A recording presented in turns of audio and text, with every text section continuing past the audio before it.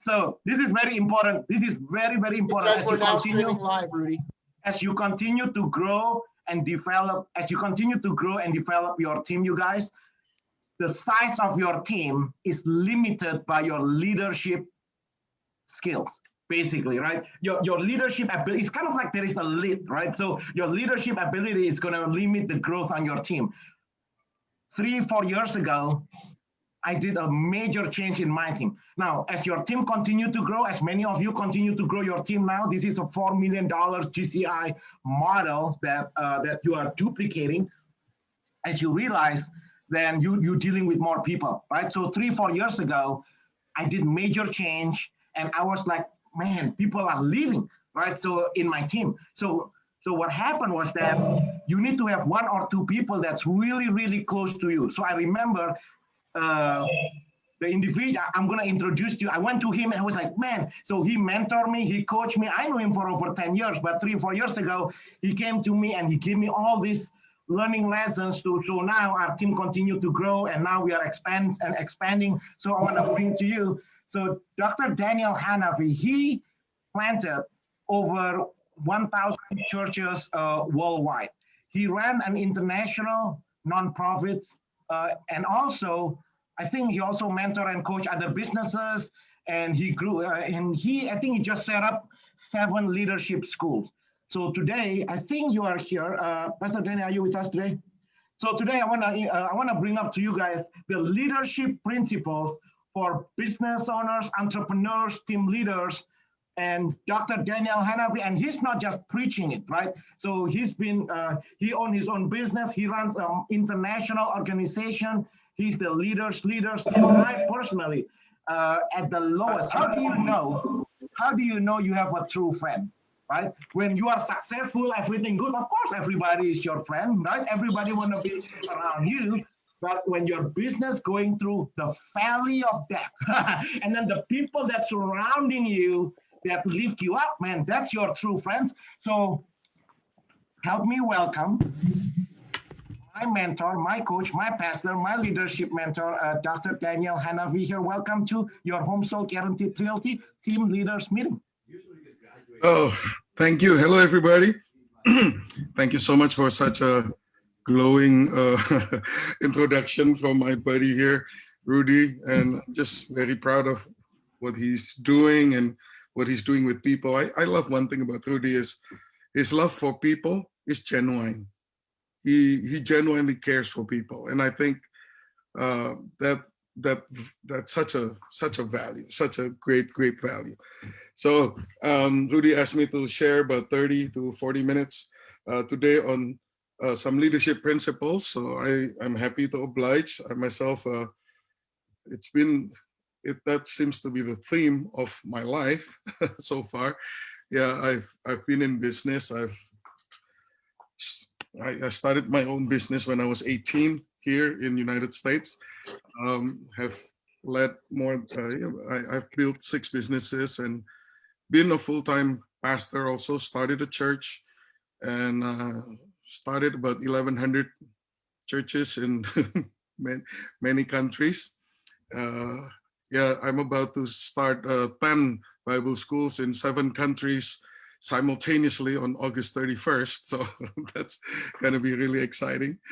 But today I just want to share with you briefly about some leadership principles of what I think the greatest leader of all time, which is Jesus, right? I mean, you think about it, one of the most insightful definitions of leadership by Oswald Sanders, he says, very simple. He said, leadership is influence. And that's a powerful concept. Leadership, at the core of it, is basically influence. It's insightful because it separates leadership from positions or jobs or titles. So by this definition, one can be a leader without being the CEO.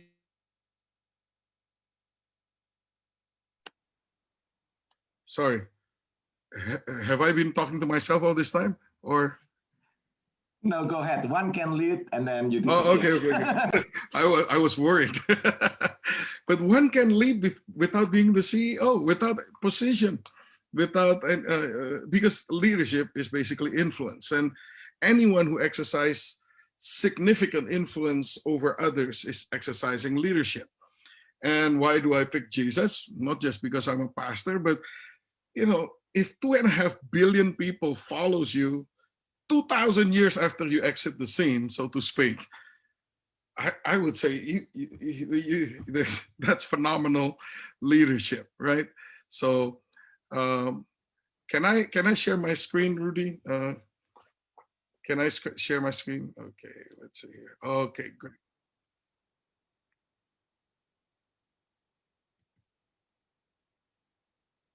All right, here we go.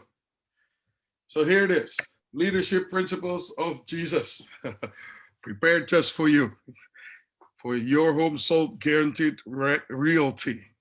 All right. So very simple. I just want to go over this with you. The first principle, I think more than anyone else in history, Jesus exemplified servant leadership.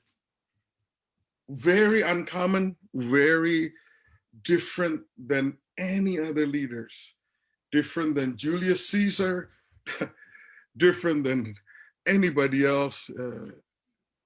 This is his main thing: servant leadership. He says it in Matthew 23:11. The greatest among you will be your servant. That's what servant leadership is all about. He said it just in one sentence. The greatest among you will be your servant. For those who exalt themselves will be humbled, and those who humble themselves will be exalted. That is a very different concept. I think these days we see, if you've been listening to the podcast of leadership topics from Chick-fil-A, they're really trying to do that, and Chick-fil-A is very successful in doing this. I mean, they're really leaders in the fast food industry. The fast food industry in general is a $700,000 a year kind of business for every outlet, generally speaking. And the golden standard of any fast food industry is, of course, the golden arches. McDonald's average sales at McDonald's is about $1.5 million, so double the industry average. But Chick-fil-A is 2.4 million. I mean, it's they're clearly doing something right there. Let me read you a passage. I think this passage really exemplifies, pictures what servant leadership looks like. It's from the book of John, chapter 13, verse 2. Many of you know this story. The evening meal was in progress, and the devil had already prompted Judas, the son of Simon Iscariot, to betray Jesus. This is the Last Supper, the scene from the Last Supper. Jesus knew that the Father had put all things under his power and that he had come from God and was returning to God. So he got up from the meal, took off his outer clothing, and wrapped a towel around his waist. After that, he poured water into a basin and began to wash his disciples' feet, drying them with the towel that was wrapped around him. This is the washing of the feet of the disciples, which is a very, very scandalous thing, because this job was reserved for the lowest of the lowest. It's not even just any servant should do this. It's the newest, the youngest, the lowest servant would do this. Why? Because those times people walk around in sandals, and the roads are not paved, and the main mode of transportation are animal, horse-drawn carts and all those things. So by default, the roads are really, really dirty, with not just with dust, but with animal droppings. And people walk around in sandals. Those animal droppings are getting between their toes. I mean, it's really gross. And then when they eat, they all sit, barefoot, on the ground with some cushions there. It's so before they do that, there's a ceremony. It's a foot washing. They got the lowest servant gets to get this glorious job of washing the people's feet. Nobody wanted this job. I mean, this is like a dramatic thing. I mean, it's the lowest of the lowest. And Jesus did that. I mean, this is not supposed to be him. It's not even supposed to be his disciples. It's supposed to be the servants from the household. But he did that. So it's a very huge demonstration of a principle, servant leadership. And interestingly, people do not want to be a servant to another. It's because they're afraid they lose power. They're afraid that, that's going to lower their prestige and lower their influence. But if you look at this first, the thing that I highlighted yellow here, it's interesting that it says Jesus knew that the Father had put all things under his power and that he had come from God and was returning to God. So he got up from the meal and did this. So servant leadership comes from a place of security. It's because he has no doubt of his power. He has no doubt of who he is. He has no doubt of his identity. He said he knows that he had come from God and was returning to God. He knows exactly where he's from. He knows exactly where he's going. He knows exactly who he is. He is secure. And that's why he did this. So people that can lead by serving are secure people. People who always try to lord it over others, people who are all find their satisfaction and security from bossing people around are very insecure people. So that's an interesting observation here, and this is what Jesus is doing. Now, another thing I can take from here in servant leadership is another business principle called wow them with extravagant service. I'm sure Rudy knows how this is a good practice in sales, right? Wow them with extravagant service, not just normal service, extravagant service.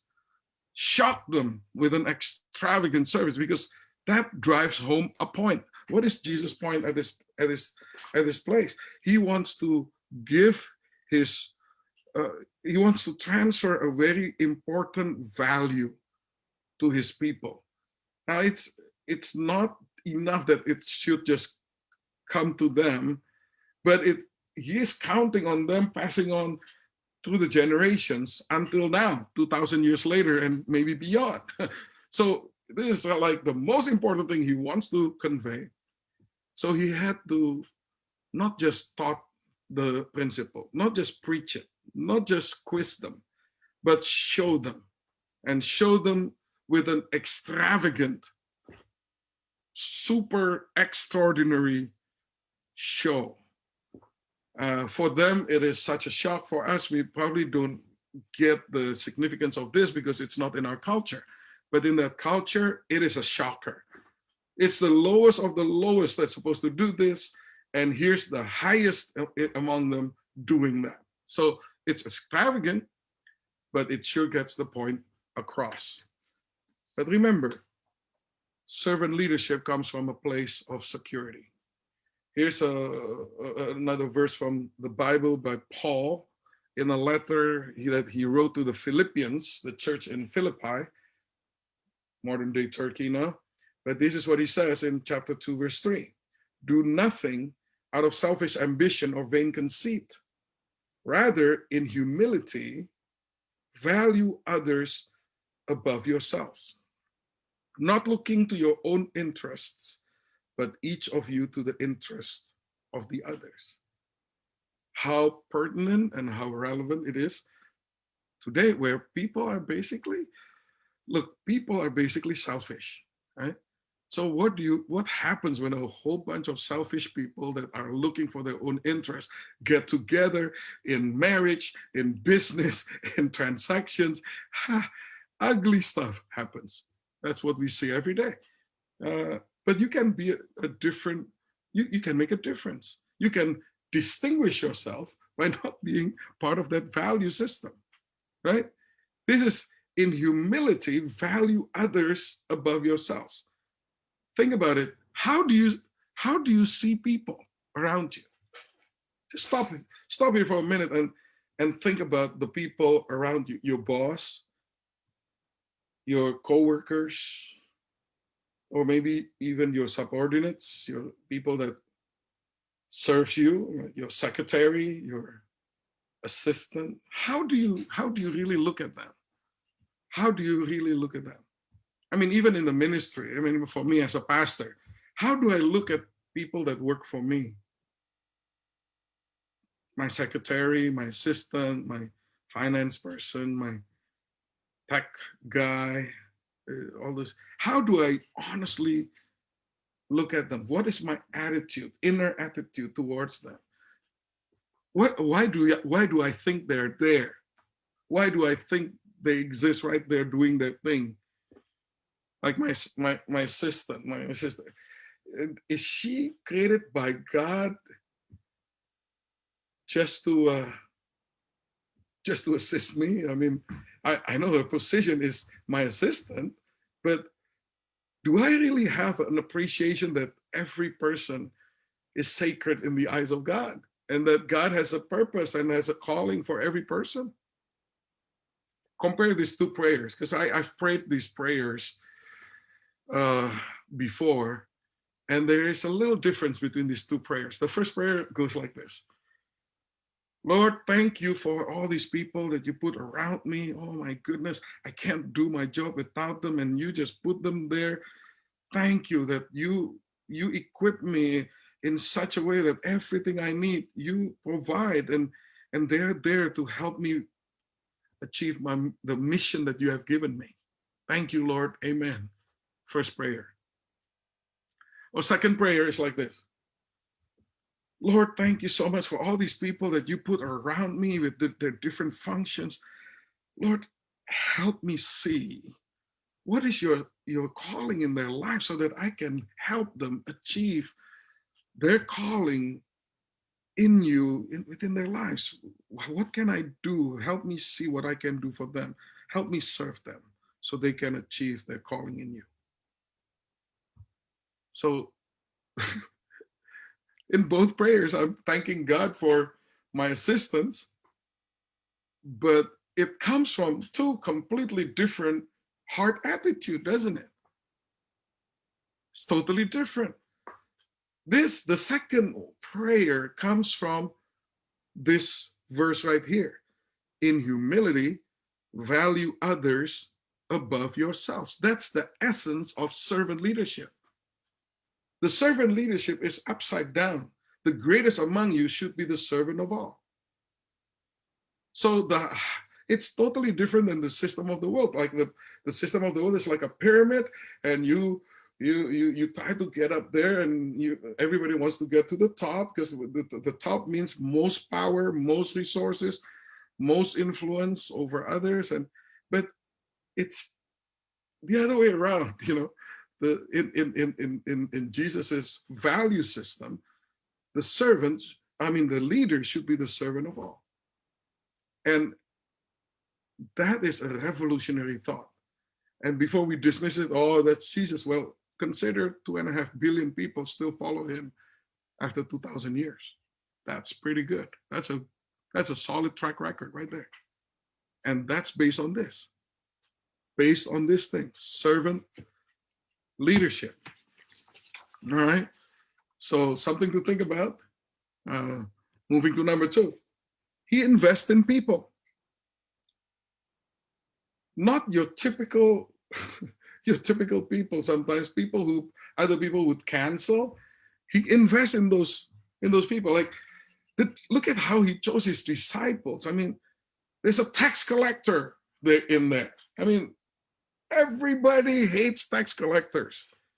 It's not the same as IRS men. We don't like them too, but this is even worse. Okay, just tax collector are Jewish people who work for the Roman governor, exacting this tax on them. Now, the Jews are not happy to be occupied by the Romans, and for them to see a fellow Jew work for the foreign government and then taxing them, and then on top of that, the deal is that if you become a tax collector, your main source of income is in how you mark up the amount of money that you collected from the people, because the Romans don't pay the tax collectors. So, you know, it's not only is taxing his own people, he's also corrupt and becoming rich because of that. So it's not a very obvious choice for a disciple, Matthew. You know, Peter. I mean, Peter and James and John. I mean, like, they're just fishermen, not typically leaders in the community. But he does not cancel people. He values people. It's because within him is this doctrine that every person has potential, that every person has a calling from God, has a potential to be good, to be. I mean, that's his doctrine right there. The woman with the issue of blood, completely canceled by society. The woman at the well, Samaritan woman, wrong. I mean, the woman at the well, the Samaritan woman, wrong nationality. It's hated by the Jews. Plus, she has had 5 husbands and living together with a 6th man. You know, it's like a social outcast. Why would Jesus invest in such people? Blind Bartimaeus. People think that he's just a sinner, and God is punishing for being a sinner by giving him blindness and all that. Interesting. I think one lesson we can extract from here is that don't judge a book by its cover. People are valuable. People have potential because God created people, right? And then he invests in people in a real way. Let me show you. You know, the first principles.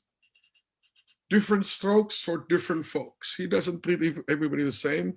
Jesus varied his recruitment methods. Some of them he recruit with a very simple and direct approach, just saying, "Follow me." And James and John would leave their commercial fishing business behind and do just that. And Matthew would leave his tax collecting franchise to heed the call. But he also allowed team members to recruit others. It was Andrew who went and found Peter. And it was Philip who brought Nathaniel. So leaders of teams need to recognize that some of their current team members may be able to reach and recruit new team members. Exactly what Rudy is doing right now. You're not just doing everything by yourself. And maybe Jesus's most direct recruitment method was when he knocked Paul to the ground with a blinding light on his way to Damascus. I mean, the Apostle Paul was riding a horse and he just knocked him down. Different strokes for different folks, right? Everybody needs a different treatment. Number 2, diversity is quality. That's the way he invests in people. He built diversity into his team. A couple of them have common background of commercial fishing, but the others on the team had nothing in common with each other. Matthew was a tax collector, which is on the far left of the Jewish political spectrum, working with the hated Romans who were occupying Israel. Simon the Zealot was on the far right of the political spectrum, completely opposite side of the political spectrum. And Simon the Zealot, the Zealot, what's the Zealot mean? The Zealots are a group of people that really hates anything that had anything to do with the Romans, right? So, and can you imagine the tension in the first team?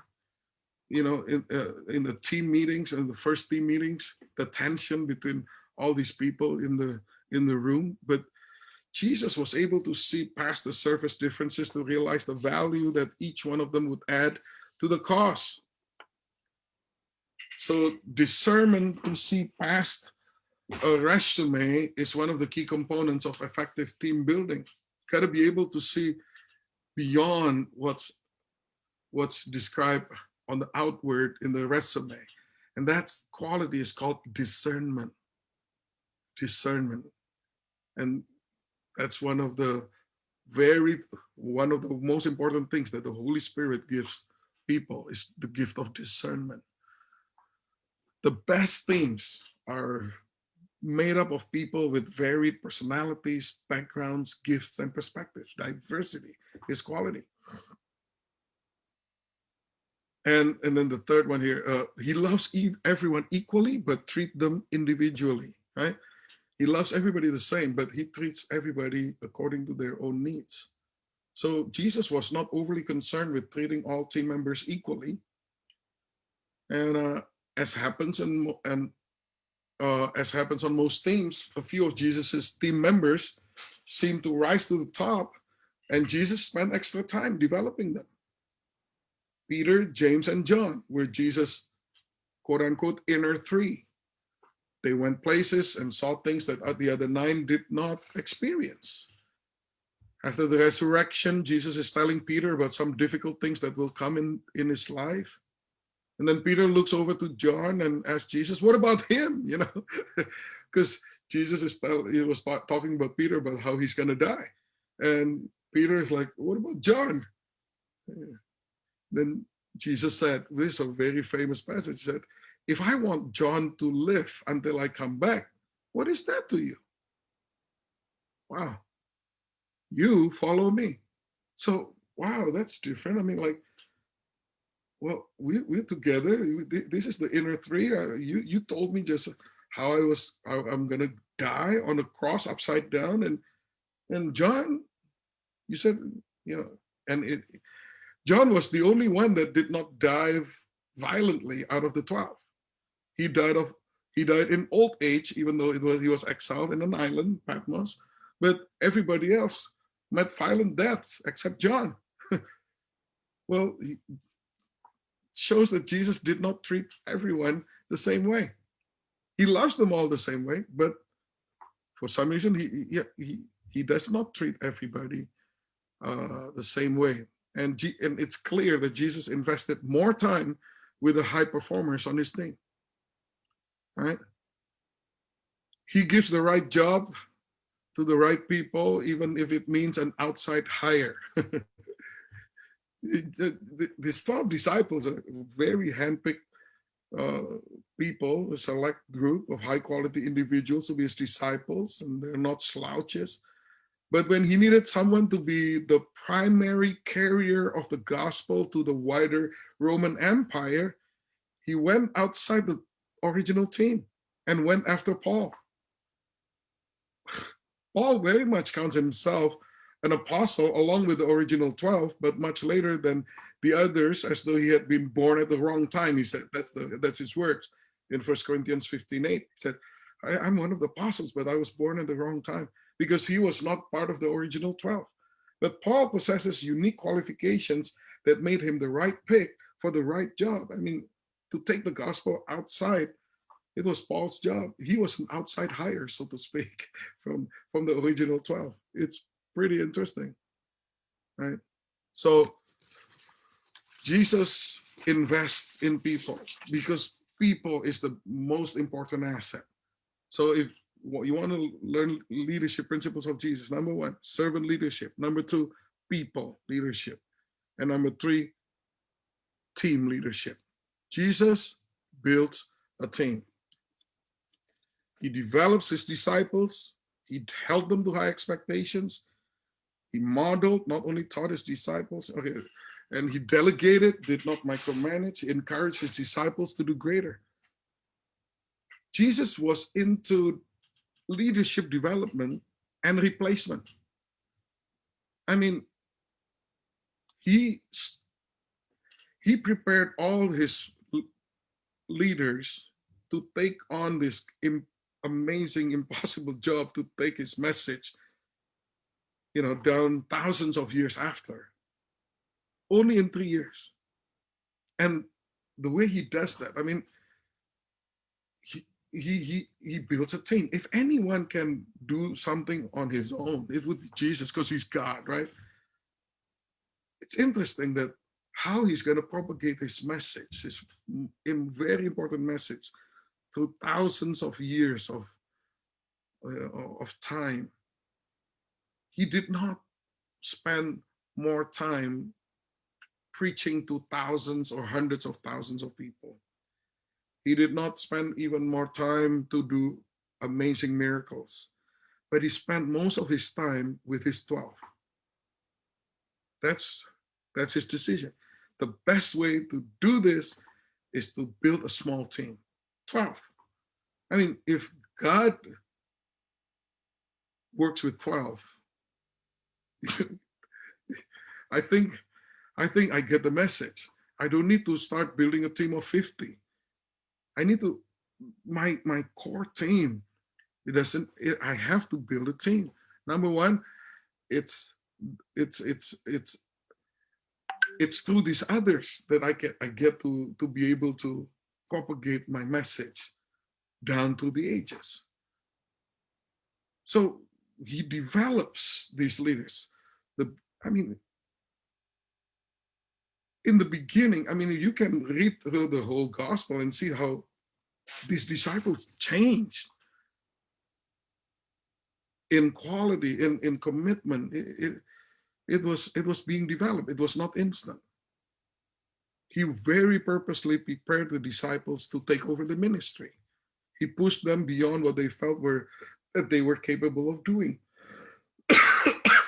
He held them to high expectations. Jesus was not afraid to make huge requests of people. Follow me, he said. It means that the disciples had to drop their agenda and they must be willing to lose everything to follow him. He delegated. He modeled, not only taught. He did everything together with them. He modeled. He did not only preach. He delegated, not micromanaged. He sent his disciples 2 by 2. Right? Give the delegation. Now you do this. You go and preach my message. You go and heal the people. 2 by 2, he sent them. And then, of course, the great commission, Matthew 28, his last commandment. Go and make disciples of all nations. And baptize them in the name of the Father, Son, and Holy Spirit, and teach them to obey my commandments. That is the ultimate statement of delegation. And another thing that's so amazing to me, I think, is he encourages disciples to do greater. He is not intimidated with the disciples' success. He is actually happy when his disciples are successful. In John chapter 14, verse 12, he says, very truly, I tell you, whoever believes in me will do the works I have been doing, and they will do even greater things than these, because I'm going to the Father. But Jesus is God. And for him to say, you're going to do greater than me, should teach us a lesson. We should make it our goal that our disciples do greater than us. That would be the ultimate goal and success. You say, but it's counterintuitive, isn't it? I'm learning that myself, because last December, I turned over the lead pastor position in my church to Pastor Steffi. And it feels different when I said, look, you need to lead. You need to lead us all now. And I put myself in that, you're going to lead me now, right? And I tell him, you're going to do even greater. You're going to do greater than me. I'm still in the team, change roles, but I'm still in the team. It's a family. I'm trying to learn from these principles because I know these are principles that work 2,000 years and 2.5 billion people are the proof of it. So I hope this very short. I have a lot more points, but I think I'm just gonna leave you with these 3 points right now. Just 3 simple points: servant leadership, people, and team. I hope it's been a blessing to you.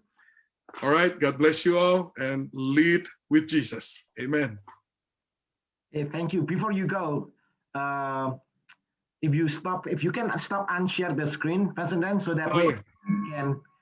So what do you guys think? Like, how can we apply these three principles that we learned today?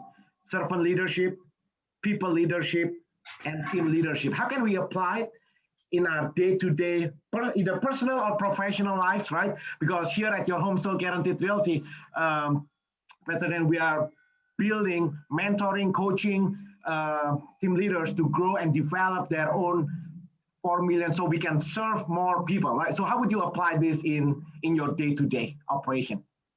Well, Rudy, I think it starts first with intention, right? I think there's an awareness of it. For many years, I used to think leadership was, I'll go first and show you guys how to do it. And what I found out when I focused on servant leadership is really my job as a leader is to help people facilitate doing their job in the best fashion possible. Whatever that takes, whatever that means, however that looks. And my conversations with my staff changed dramatically when I did that. It's not, hey, did you do this? Did you take care of this? Is this done? And do you need me to support you in getting it done so that you can do your job effectively? And it shifted the dynamic of not only how I felt about our relationship, but how my team feels about our relationship, right? I communicate to them clearly. My job as your leader is to make sure that you can do your job. In another way is be the wind beneath their wings. Yeah, lift people up, acknowledge them, make sure that they're supported and that they know when a great job has been done and when their work has created results. A big thing we do with our ISAs and with our person who's in charge of our direct mail is when we get those calls, when we get those results, we congratulate them. Hey, great job. We got this result from your efforts. Thank you. Right? Let them know that what they're doing matters and that it's impactful for our business and for our company. I love that wind beneath your wings thing, because there's a difference between helping and serving. Some people helps, but when you just help, your position is higher than the person that you're helping. But when you serve, you're lifting other people up. So you're helping, but with a different attitude as a servant. Yeah, we use the vernacular, Pastor Dan, we use the vernacular support rather than help. Okay, so somebody who's been injured and is lying on the street and they can't help themselves, that person needs help, right? Right. But for the people who work with us and the people in our lives, they don't need help, they need support, right? So I don't ask my team, how can I help you? I say, how can I support you, right? That is so good. That is so good. You know what I like about this entire concept of Jesus is that he revolutionized human behavior. Because we as humans always want to be in power. And several good leaders have said that leadership doesn't change people. It just discovers who you are. You know, it discovers who you are, because whether you become when you got a position of leadership, that is, right? When you get a position of leadership and then you say, oh my God, this person changed so much and it's so mean. Well, positions in leaderships doesn't change you. They just discover who you are. And as you said, the real leadership is not appointing, but the anointing of God. Wow, that's deep. Very good.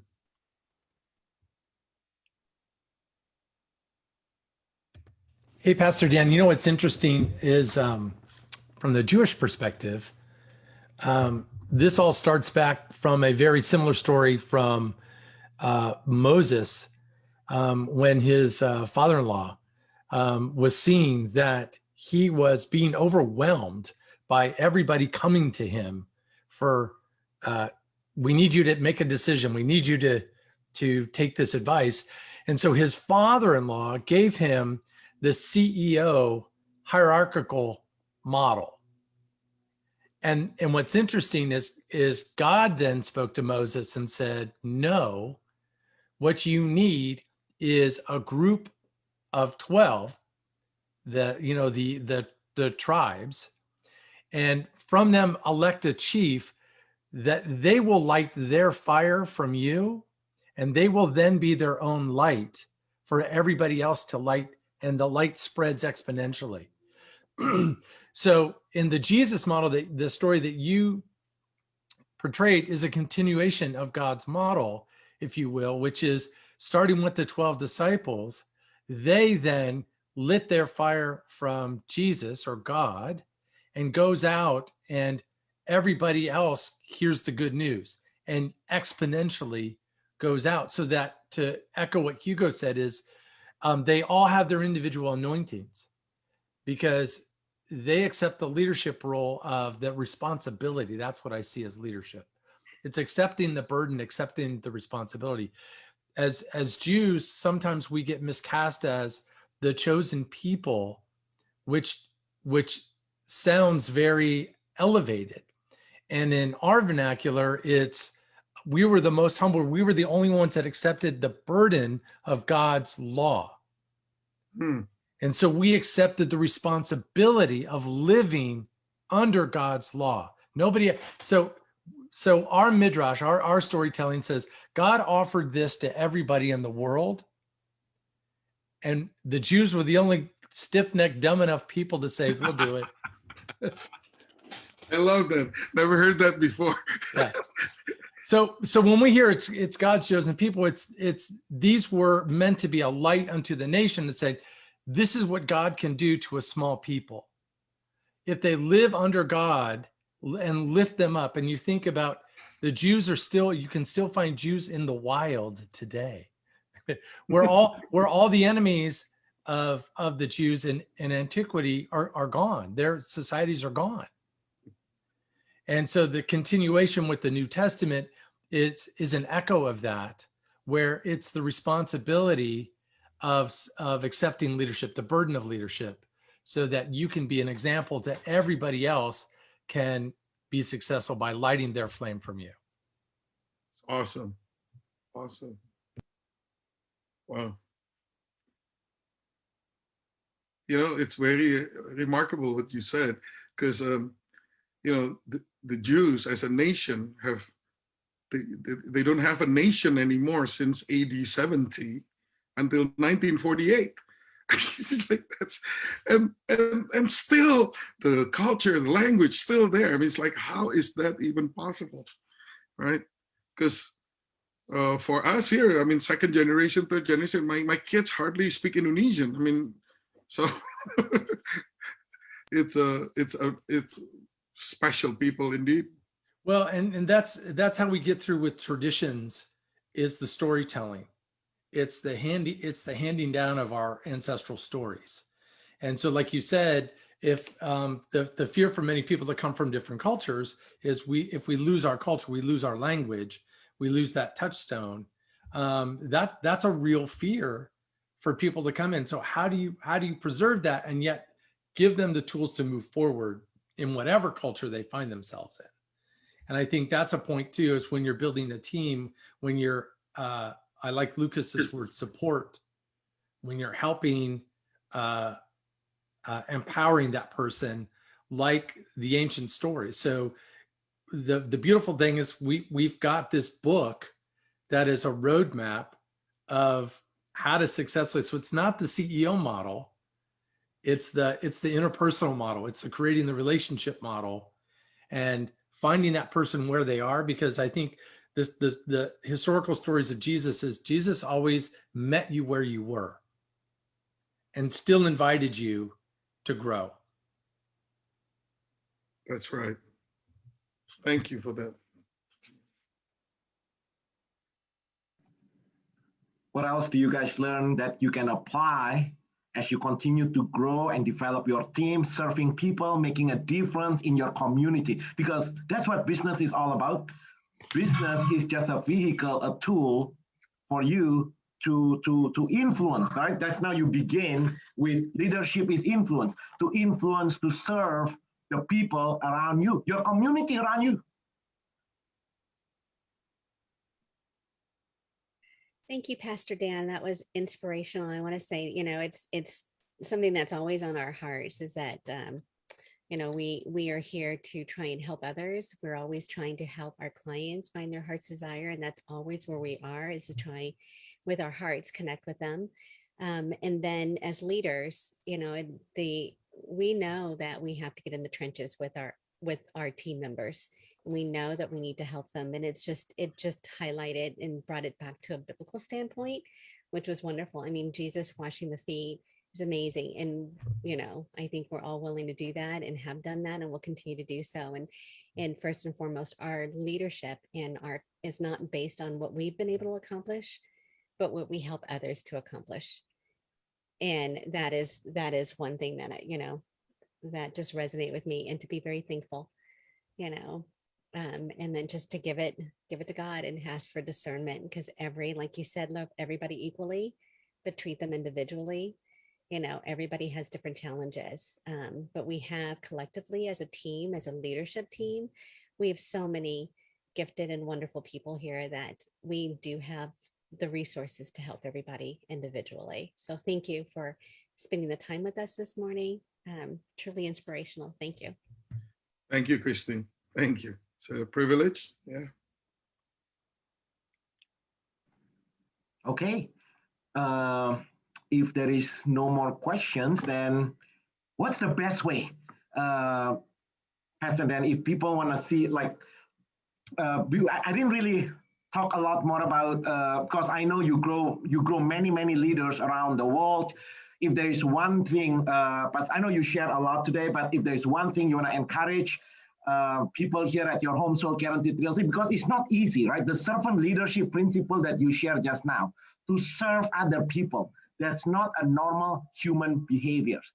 So we actually have to be very intentional to apply this servant leadership, because if we are not intentional, then the human behavior will be, I want you to serve me, right? Because normally we want to be all about us. That's why we continue to elevate our lifestyle, because we want the whole world to serve us. So what you teach this morning is to be a leader, then the greatest among you to serve other people. So that itself, the idea, the thought to serve, so that itself is again, so we have to be very intentional. So in the last 30 years on your journey, as you grow, develop, serve other leaders, can you share like one more, like if there's one message you want to share with all of us, what would it be? Because it's not easy, right? Because there's so many. For me personally, I told you at the beginning 3-4 years ago, as we continue to serve other people, then we are putting ourselves at risk, right? Because we could be hurt, right? Then we can get disappointed, but so I'm talking myself, because I'm like, okay, if I feel disappointed, that means I have expectation. So I'm looking at me, that means the problem is with me, right? Because if I have no expectation, then then I wouldn't feel disappointed. So this is a constant, for me personally, it's a constant journey, right? I have to, so can you share things like that? You know what I mean? So I don't want to be like all this glorious, all this good, because as you know, there's many challenges, and I know you have your own share of challenges. Okay, if you want me to summarize my experience and boil it down to one nugget, I guess for this session, this is probably what it boils down to. There's basically two ways: your way, or human way, or God's way, right? You just have to make a choice. Each way is different and it has its own paradigms, right? Now, human way is this: every human being is selfish. And we cover it up with all kinds of nice things. But at the end of the day, we want something. And that's the human way. That's why every time people want to get married, I ask them, why do you want to get married? And when they say, oh, we want to be happy, I said, go home. If you want to be happy, don't get married. If your happiness depends on what you can take out of your spouse, man, it's going to run dry very quickly. When two selfish people get together, it's like things are not going to get beautiful, it's going to get ugly. Now, then there is God's way. Now, the God's way is completely the other way around. He says, if you want to save your life, you're going to lose your life. But if you lose your life, you're going to gain it. So like it's totally, completely the other way around. So we need to make a decision. You want to live life which way? Your own way or God's way? Because a lot of things will still not make 100% sense because it's a development thing in our lives, right? So like, you know, the greatest among you should be the servant of all. Like, but if you made a decision, you know what? I'm going to learn God's way. I'm going to take this as the truth that I'm going to live by, even though I don't understand completely yet. Then guess what?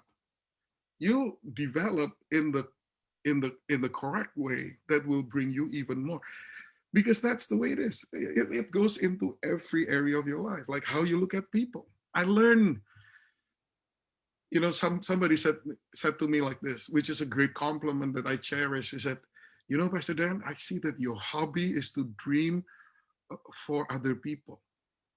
And I thought, wow, you see that in me? It certainly was not there before.